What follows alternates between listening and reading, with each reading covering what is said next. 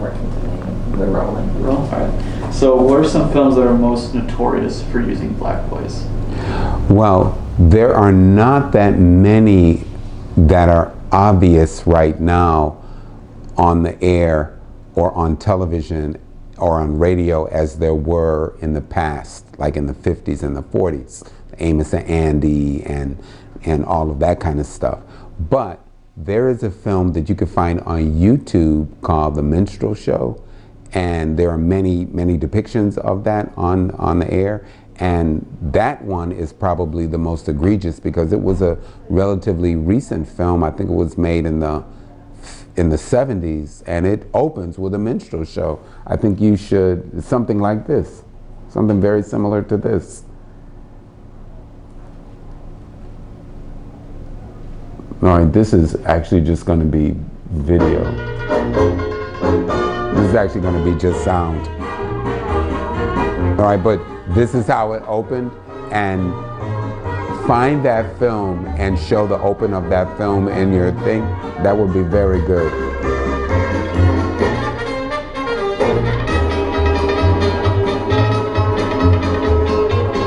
Okay, this is just,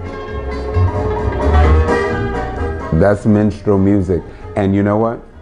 People will be very happy to hear that. You know, they're very happy because they're going to get entertained. And it's a very complicated thing that you're talking about because there was so much entertainment value placed on these shows. People enjoyed it. They were entertained. This was before video games and before going to movies and before going to you know the kind of entertainment that we have now, football games and stuff like that. So it was entertaining for people to see this, and it confirmed what they already believed, right? Spike Lee has a movie, did a film called, do you remember the name, dear? Well, Bojangles. Was Bojangles? Or Bamboozled. Bamboozled, okay.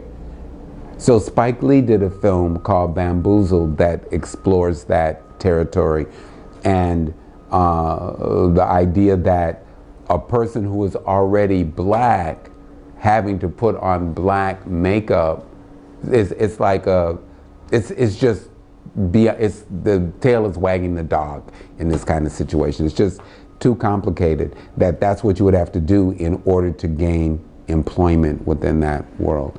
So the thing that's most interesting, there are many interesting facets of it, but the collection of this kind of imagery, and it is extensive throughout the 20th century, it's extensive. It just shows how people were defined, how somebody else could define them, and then make money off of them, and then hold them to that standard. So then you end up with, well, you're not black because you don't behave like this, or you're not black because you don't look like that, you know. So that's a very serious set of complications. So if they see somebody who is black and who is well versed in, let's say, European classical music, it's almost like, well, it doesn't compute because that's not how I define you, you know.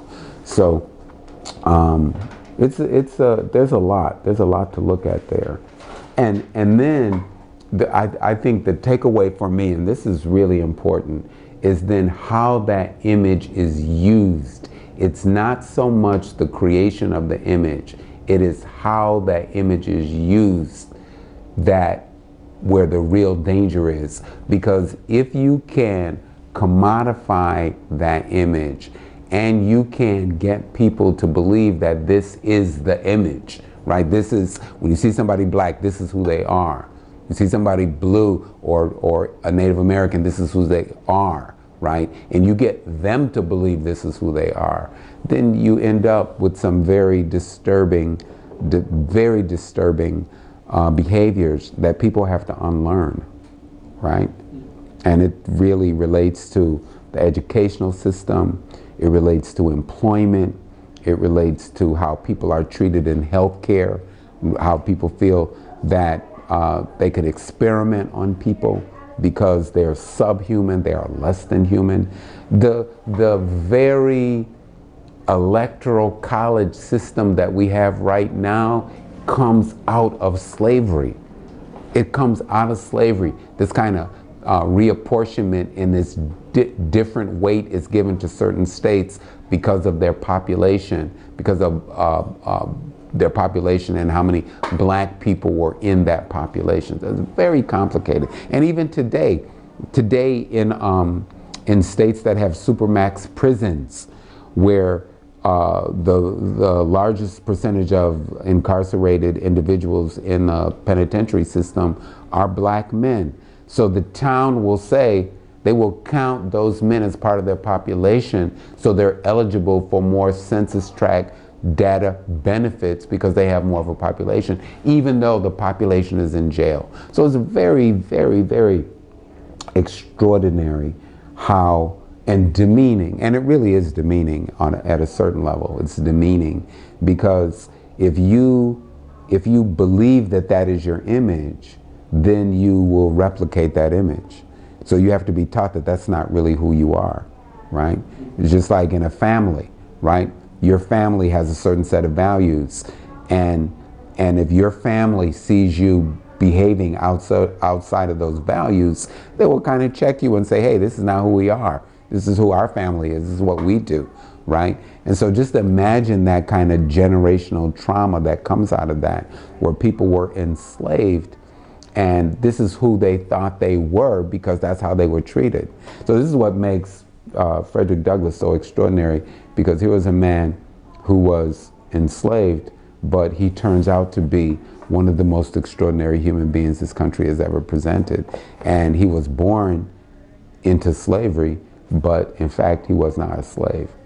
So I don't know if that helps, but you know, if there were some specific things that you could, let me find something here for you. You want to pause for a second? I've got a whole cadre of images